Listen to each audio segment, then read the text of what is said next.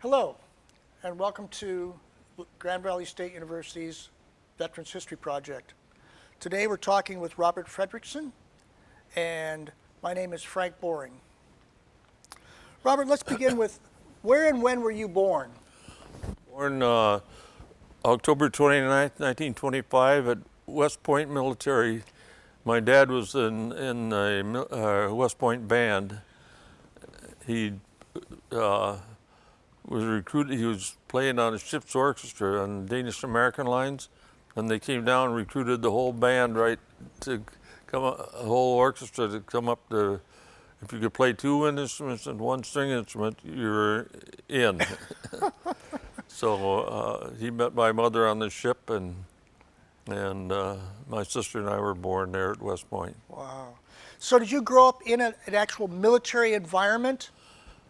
Not really, no. Once my dad got out, my dad had a stroke when he was only 29 years old. Oh my. And so he was discharged, and so then we moved back to Michigan. What did he do? What did he do? Yeah. He was a musician. Okay. Yeah. So what was your early childhood like? Wonderful. Yeah, yeah. I had a great time. Where were you in Michigan? And mostly in Newaygo. And until I went to college, I went to Michigan State. And, oh. Well, what was 1925? That would have been 1935. You would have been 10 by 1945. So your teen years, when you were a teenager, is when the war broke out. yeah. Do you remember the Pearl Harbor? Oh yeah, I remember hearing about it. Yeah. How'd you hear about it? I listened to the radio, and all of a sudden, boom! It came on and said that we'd been attacked, and everybody was shocked. What was the reaction of your family? They were all shocked. Yeah. So in your neighborhood of Newaygo, were there people that joined up? Pardon? In Newaygo, were there people that joined up once Pearl Harbor happened? Yeah. Everybody was signing up. Now, you would have been how old when that happened? Oh gosh. We're talking about 1941, so 25, 35. So were you eligible to join up at that point, or you're still in high school, I think? Yeah, I was still in high school. Okay. I graduated in 44, in the middle of the year in 44, and then I went in service on February 3rd. Why did you join? Oh, the old thing is, I wanted to be a pilot, but so I joined the Air Force. I didn't want them washing in the mud with it. So anyway, I joined the Air Force, and then they closed down the cadet program. So we had our choice of tech schools to go to, so I picked radio school. Okay. Was it still the Air Corps, or was it the Air Force at that time? Air Corps, Army Air Corps. All right. Real quick, sorry, Yep. this is popping up here, and we don't want that to be seen, so I just want to make sure that we hide that so All that right. it doesn't pop out. Other than that, you're good. Okay, very good. All right.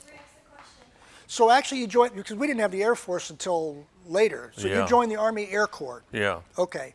And since you couldn't go to become a pilot, you decided to go into radio school. yeah. So when you joined up, did you have to go through boot camp? Went through basic training in a really rough place, Miami Beach, Florida. Tell me about that. Well, I went down there, and stayed in these beautiful hotels. Real rough training, and every afternoon after parade drill and so forth, I'd go down to the beach and find me a nice fat lady laying on the beach, and I'd curl up next to her, and the rest of the guys would be marching by, and I'd lay there and soak up the sun. And then, after that, after basic training, we shipped off to Sioux Falls, South Dakota radio school, and Were you keeping track of the war, the radio, was telling you what was going on in Oh the yeah, war? yeah, yeah. We were glued right to the radio all the time. At that time, I know this is going back a long ways, but there was a time when the United States didn't know they were going to win. We had the confidence, but we Yeah. didn't know. You know, we thought we were. You thought you were going to win. Yeah. Yeah. Well, good. Knew we had to. So you went to radio school, Yeah. and what was that like? What kind of training did you have to go through? Oh, I had to learn code and maintenance of radios and so forth. Basically it. Then from radio school we went to Yuma, Arizona for gunnery school. And Now, as a radio operator, why are you learning gunnery? Why are you learning as a radio operator, why are you learning to well, the radio operator had to also know how to fire all the guns. So I usually fired the right waist gun or left either one of the waist guns. Okay. There were 10 men on each plane, 4 officers and 6 enlisted men. Did you know at that time where you're going to be assigned? Not really, no. So basically, when you finished up with gunnery school, were you aware that you're going to be going into the war now? Oh yeah. Yeah, the war was going full blast then. What was your attitude? Well, gung ho. All 18-year-olds are gung ho, you know. So once you left there and they were given your orders, you were given orders? Yeah. So where were you assigned to go then? Well, I went from Yuma, Arizona, we went up to Lincoln, Nebraska, and then from Lincoln, Nebraska, we went to our overseas training unit. What's an overseas training unit? Well, it was, you're assigned to an air crew, and then we do a lot of flying and air-to-ground gunnery and air-to-air shooting at tow targets and that kind of thing. Get used to using the guns and so. Is this the first time you met your crew, right? You're part of a crew now. Yeah, Okay. Where were these guys from? all over. Our pilot was from Texas. Our navigator was from, the pilot was from Muleshoe, Texas. Our navigator was from, yeah, They were from all over the country. all over the country. So yeah. different accents and different, Yeah, yeah. Did you feel like you got along with them right away, or was there? wonderful, yeah. We were just like a family. Did you get a sense of feeling that you were about to go into war? Oh yeah, yeah, the war was going full blast. Yeah. So from there, once you got ready, they decided, okay, your crew is now ready. Yeah. Where'd you go? Flew from there to Salinas, California, and then they put us on a troop ship and sent us to, where was it? I think Biak in the South Pacific. Okay. And then we joined the 13th Air Force, 307th Bomb Group, 372nd Squadron, and started flying missions out of there. Tell me about your first mission. Oh gosh, first mission? Scared? No. 18-year-olds are never scared. And you're too stupid to be scared. But anyway, our first mission, where was it? Probably in Celebes Islands, bombing Jap installations down there and strafing bombing and Jap, little Jap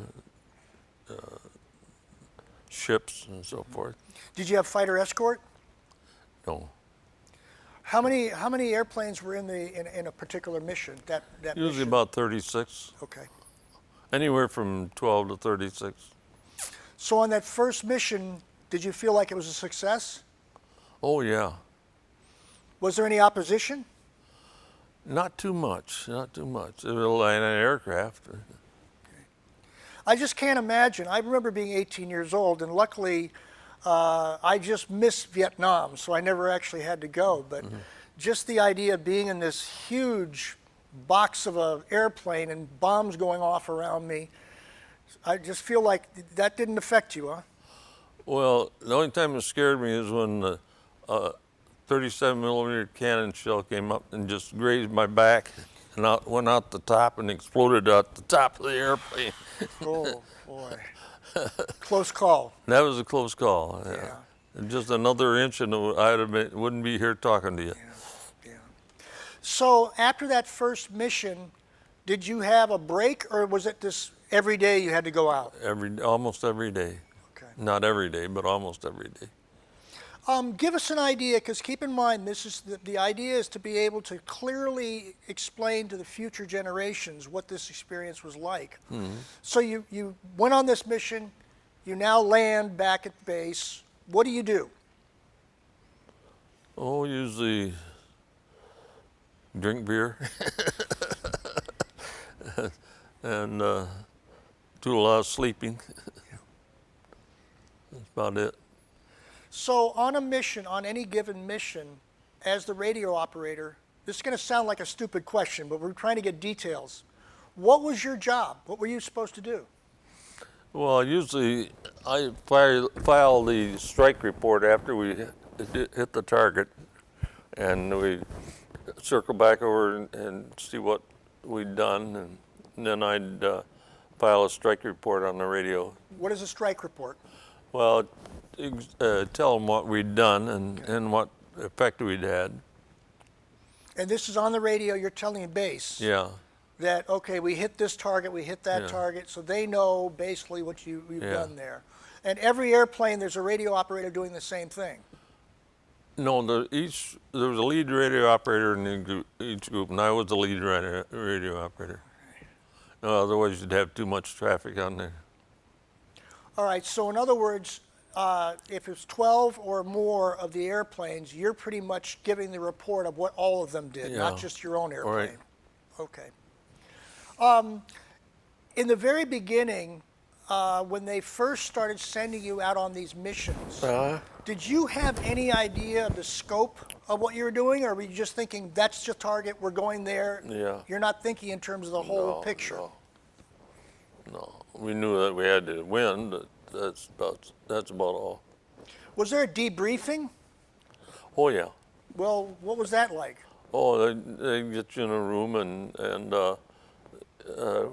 separately interview each guy and then compare all the information. And you, of course, would be questioned a lot because your job was to tell people what you saw. Yeah. Okay. So what was your second mission then? What happened after you got transferred from there to somewhere else? Oh, we just kept bombing different places. Bombing and strafing and so forth. So as you finished up in one area, they would send you to another base? You're moving towards Japan, Yeah, right? yeah. We went from Morotai up to, Leyte. Oh, Leyte, okay. And then from Leyte, we went up to Clark Field in Philippines. in the Philippines. Yeah. And Had the Philippines been liberated by that time, or that you were actually? they were just liberated. Okay, Yeah. all right. In fact, there were still a lot of Jap planes parked on the airstrip there, and I've got several pictures of those. And anyway, it was quite interesting. Of course, an 18-year-old, I'm just thrilled with everything. Sure. Where was Borneo in all of this? Is this happening about the same time? Borneo was, Japs were still in Borneo, and we were bombing and strafing all their installations there.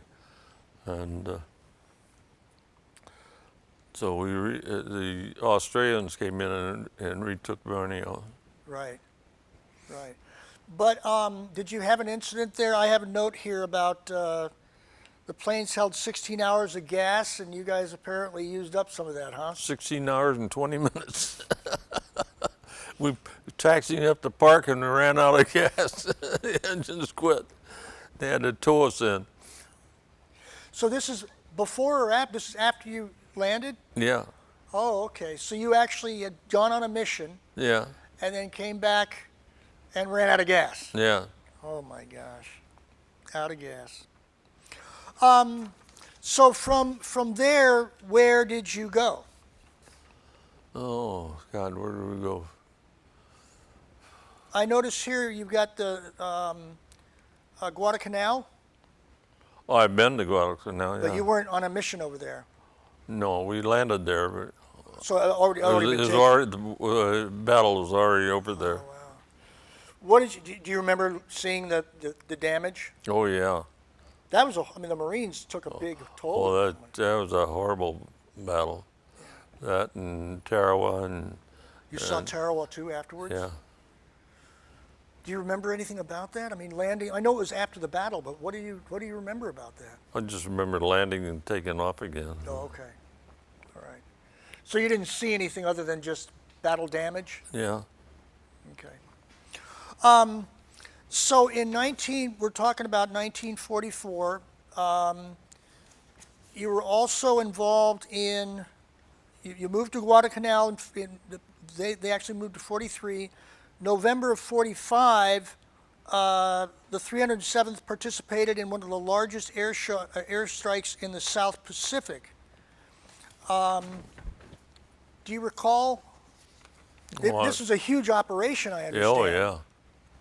Yeah, This was not just your group. This is a whole yeah. bunch of others. So what was that mission like? Oh, it was just normal mission and going and saturation bomb, really. Shipping?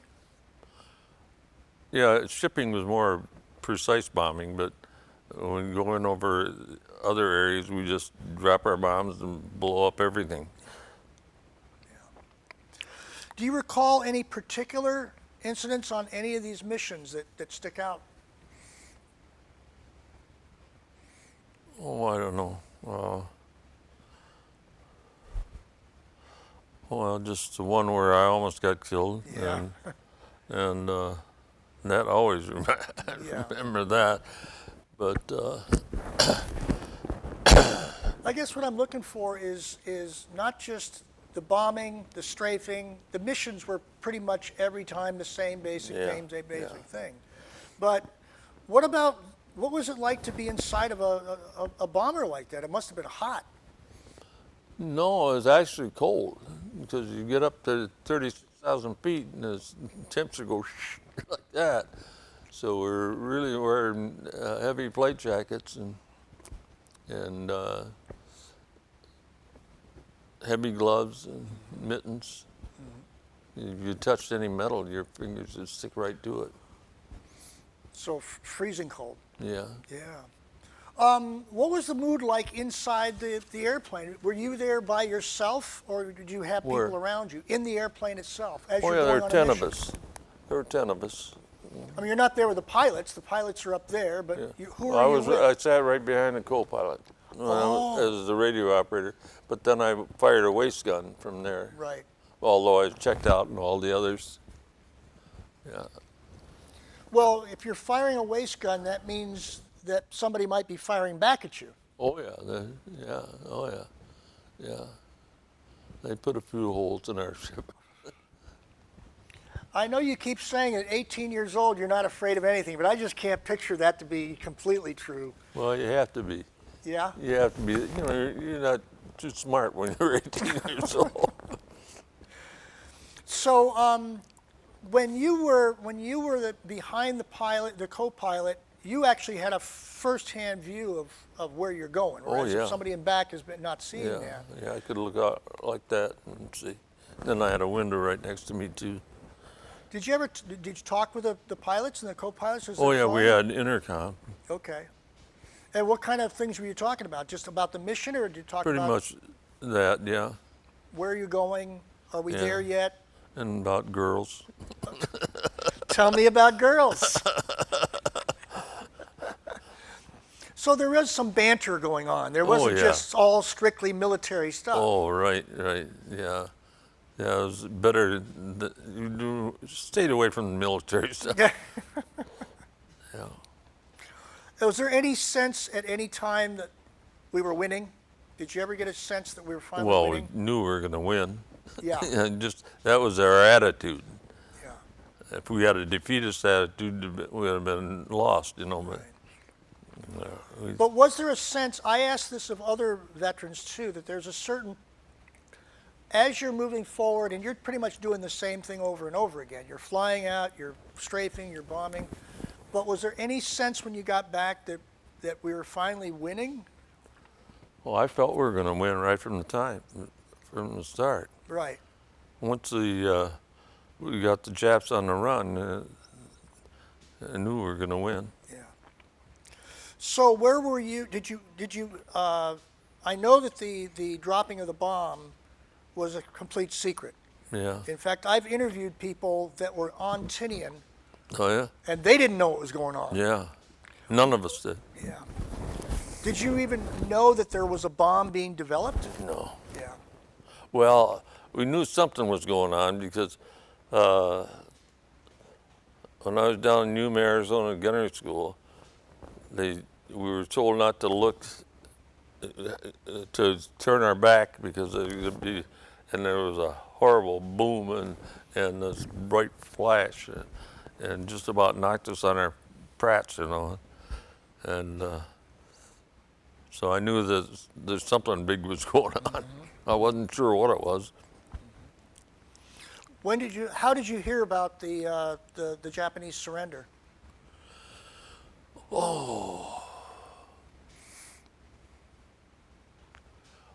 When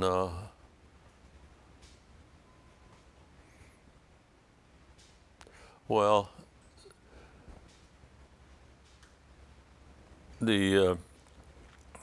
when they surrendered, they came in, flew in a couple of bombers called Bettys and Sallys. Yeah. They flew into Clark Field, those, and the little, and the Aussies were there, and they had all the guys that were 6.5 feet tall, you know, and they had them lined up in front of, and these little tiny Japs came out of there, and they're looking at, what the hell did we start a war with these guys for, you know?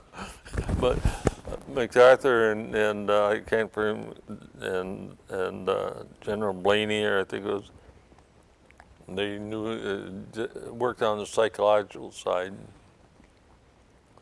And I remember when Clark Field, the Japs were starving back in the hills. And we were in a chow line, and all of a sudden I looked behind me, or looked ahead of me, and there's a little Jap. He's there with his mess kit doing. He wanted food. You know. So they got up there and they grabbed him and hauled him off to the prison camp.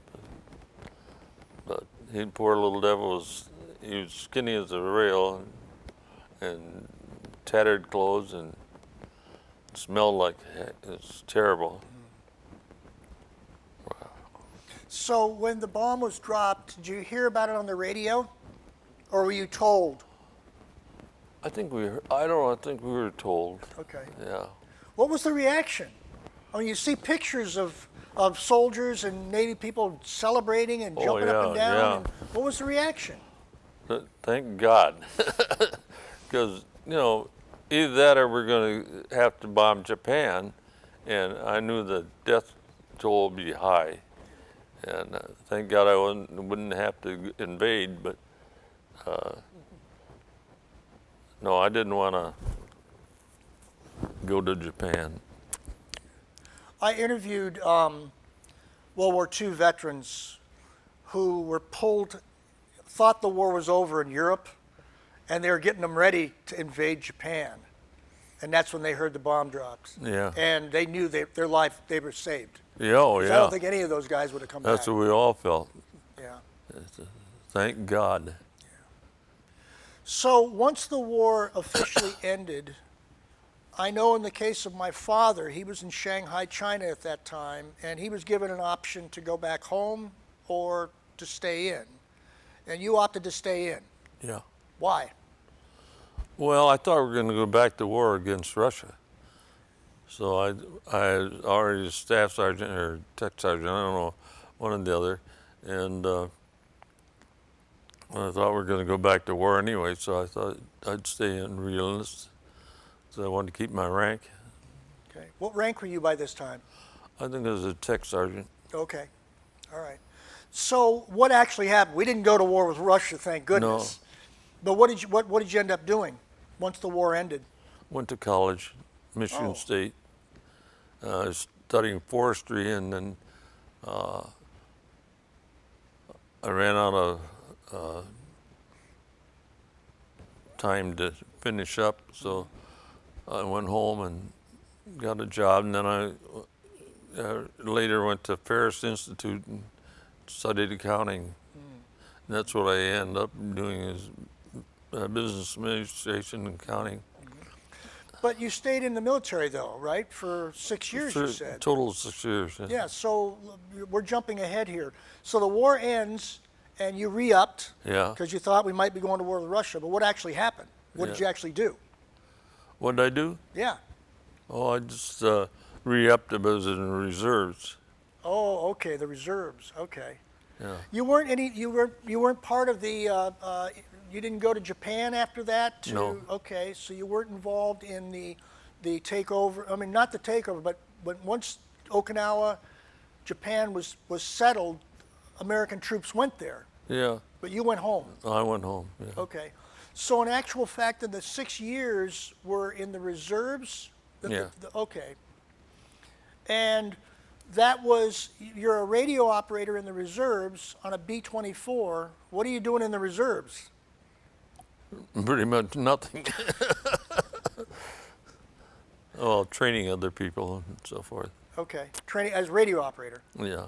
Okay. Was this sort of weekend kind of thing? Yeah, I think it's every 6 weeks we had to go in for a weekend. Okay. Looking back now on your experience, and I know you're only 18, 19 years old at that time, what are your recollections of that period of time? What do you feel like happened? Well, I was glad the war was over, and got started. Then I got home and married my girlfriend, high school sweetheart, and we went to college, and from there on, just routine stuff. Yeah, yeah. Do you still get together at all? You ever go to a reunion of the 307th? We used to, not the 307th, but our bomber crew used to get together once in a while, and I used to go to reunions once in a while, but not anymore. Yeah. Are there very many left? I don't know. There aren't too many of us left. I know of at least 4 or 5 of us that are. Did you guys ever form a tontine? You know, the bottle? We drank a lot of bottles. No, some units, some groups would buy a bottle of wine or a brandy or something like that, and then the last man standing, so to speak. They would have that. You never did that, huh? No. Yeah, yeah. When the worst of the battles, Pardon? during the worst of the battles, when you were flying these missions, bullets all around you. You only had that one incident, huh, where it came that close? Oh, they were all, you'd hear when we drop the bombs, the plane kind of jump when we drop the bombs, then you hear the boom, boom, boom. And that's pretty much all of it. Yeah. And when the Japs attacked, when we just get back to our guns and fire back. So you had actually fighters at you, Japanese fighters. Oh, yeah. But you're so close. Could you actually see their faces? No. Okay. Thank They would God. fly in on you though, and you. Yeah, they'd come in on a pursuit curve, and I'd sit back there and shoot. Yeah. Yeah. So looking back on it, I mean, you were part of a group of people that saved us all. We have the freedom we have today because of you and the guys you guys work with. And I've gone to a lot of reunions of different World War II groups, and your group just never, you got together a few times, but never a lot. No, I go to some of the reunions, but Yeah. our crew meet once in a while. But there's a couple guys, one guy from Detroit and another from Flint, and another one from Toledo, another guy from Chicago. We meet once in a while. Any thoughts on what it all meant? Was it worth it? What? Was it worth it to go through all that experience? What? Was it worth it? Oh yeah, yeah, definitely. Yeah, we knew, and 18-year-olds know you're going to win. So what did you end up? What rank did you end up with? Pardon? What rank did you end up with? A tech sergeant. Oh, so you stayed a tech sergeant. Yeah. Yeah. That's 5 stripes. Ah, okay. Yeah. See, if I would have gone in, I would have gone in the Navy. My dad was in the Navy. My grandfather was in the Navy. So, like you, I had no interest in playing around in the mud there, and Yeah. you got yourself out. So how come, the reason why you couldn't become a pilot is because they closed the cadet school, huh? Yeah. Yeah. That must have been disappointing. Yes, it was. I felt I was betrayed. Really? But we had our choice of tech schools, so I went to radio school. Yeah. Why were you interested in radio, just out of curiosity? I was always interested in amateur radio, and so it was a good choice.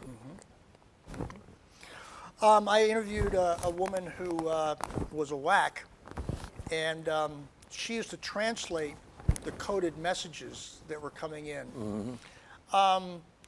When you were on the radio, was it all official, or did you get a chance to talk to other guys? All official. All, and we broke everything down to 5-letter letter words, Okay. and it was all encoded. So this is not Morse code. This is just Well, Morse code, yeah. okay. All right. But who were you actually communicating with? I know you were communicating with the base, but who was the person that was actually taking the information? Usually back at the base. Right. But you didn't get on the radio any more than you had to because the Japs would always home in on you. So there was radio silence, Oh, yeah. and then the only time you'd actually use the radio was after. Strike report. Okay. All right. So flying over to the mission was radio silence Yeah, because they could pick up on it, and the next Yeah. thing you know, you got fighters on your tail. yeah. So then the conversation, though, is just within the airplane. Yeah, Beer and girls. yeah. Beer and girls. Well, what happened? You said you became an accountant, so basically you retired after a while? Yeah, I retired. I mean, from after I got home. Yeah. Yeah, I went to Michigan State and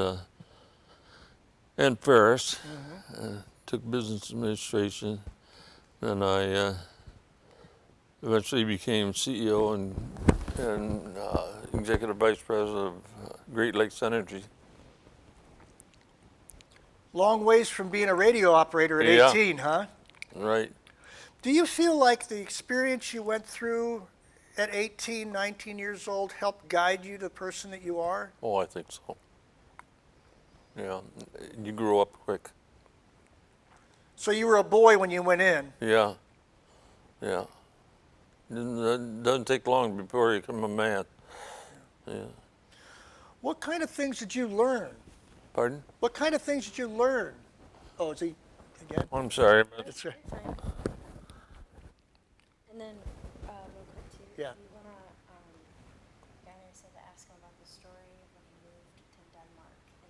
Oh, okay. Oh, yeah, okay. All right. Okay. All right, good. We're going to jump back to the 1930s. I understand that you were in Germany? Denmark, I'm sorry. Denmark. Denmark, yeah. Tell us about that. How'd you end up over there? Oh, my parent and my mother, well, my dad had a stroke when he was just 29, Yeah. and they gave him retroactive pay, so we had a bundle of money, and my mother wanted my grandparents to meet us, and so we got on the ship of Frederick VIII, a Danish-American line, and it took us 2 weeks to get over there, 2 weeks to get back. So we pulled into Denmark and we took a train out to Randers, which was my parents' home, my mother's hometown. So I got to meet Julius and Sophia Rasmussen and lived there for 9 months. It was a great experience. But this is 1935? Something like that, I don't know. This is the rise of Hitler. The Oh, rise yeah. of Hitler. Oh yeah. What did you witness? What did you see while you were there? Well, you don't pay much attention to what's going on, when you're that age. You were, what, 10 years old, huh? 10, 11 years old? Well, let's see. Born in 25? 35, yeah. 1935? Yeah, I was, 10 years old and 35. Okay. So you didn't witness, I mean, I know you were 10, so you didn't, but this was the period of time when the rise of Hitler, you had no experience with that at all? No. Okay. No. There's also a But story. except that my mother, when she saw what Hitler was doing to the Jews in Germany, she said, "We're getting out of here." So we packed up everything and got the next boat out. So she was aware something Yeah. horrible was happening. Yeah. Mm-hmm. There's a story apparently of being in uniform in San Francisco. Oh, A couple of Danish women. yeah. I was on the cable car going up the Knob Hill or someplace, and the two ladies sitting behind me and speaking Danish, and they said, wondered if I was a Boy Scout, and I had a spider, and I turned around to them in Danish and I said, I'm not a spider, I'm not a Boy Scout, I'm a soldier, I'm a soldat. And they got real embarrassed, but then when we got up the top of the hill, they invited me, they bought me lunch and had a nice conversation with them. Yeah. Yeah, I've had that experience in China myself because I speak Chinese. I don't look Chinese. And so sometimes Chinese people will talk about things in front of me, Yeah. not realizing that I understand what they're saying. Yeah. So I know exactly the experience Yeah. you're talking about. You know, I know that the experience you had during the war was pretty much routine in many ways. It was dangerous, but you pretty much did. But what about we didn't talk too much about boot camp at all. What was that like? You were in Miami Beach, Yeah. you know? But you still had a drill sergeant, didn't you? Pardon? You still had a drill sergeant, didn't you? Oh, You had yeah. somebody Oh, bossing yeah. you around. So Yeah. you really didn't And, talk Sergeant very much. Harris. We used to sing, how do you do, Sergeant Harris? How do you do? How do you do, Sergeant Harris? How do you do? You may think you're upper class, but you're just a horse's ass. And he'd laugh like. But we marched up and down Biscayne Boulevard, I think it was, in Miami, and everybody line up alongside where we're singing. We sing all these naughty songs, I have a gal that lived on the hill. She won't do it, but her sister will. But that must have been I have talked to guys that were in the Army Air Corps that went through boot camp, and it wasn't in Miami Beach. They Yeah. talk about just the conditions were horrible and all that kind of Shepherd thing. Field, yeah. Those guys are. I'm glad I didn't go there. A lot of them died of flu and pneumonia. But in your case, did you have barracks in Miami Beach, or did you stay in a, you stayed in a stayed in a hotel? hotel. Tough duty. No mess hall. You just ate at the hotel. Yeah. Oh my Oh God. well, we had a mess hall up the road a ways. So you still had GI food. Yeah. Oh yeah. Yeah. Yeah. Were you a smoker? Not then, no. No, I watched my father die of emphysema. That's when I quit smoking. I think I smoked at that time, but Yeah. Almost all you guys did. yeah. It was they would hand it out as the Red Cross gave us cartons of cigarettes, free of charge. yeah. And if you had to buy them, they're 50 cents a carton. I know you've told a lot of good stories to your family over the years. Have we missed any so far? I'm pretty much the same. Oh, I chased a lot of girls, quite a few of them. Well, it's been a real pleasure talking with you. Well, thank you. And we'll make sure to get a copy of this to you and for your family. Okay. And hopefully we'll get a chance to talk again. All right. Real Thank you good. very much. Nice to meet you. Appreciate this.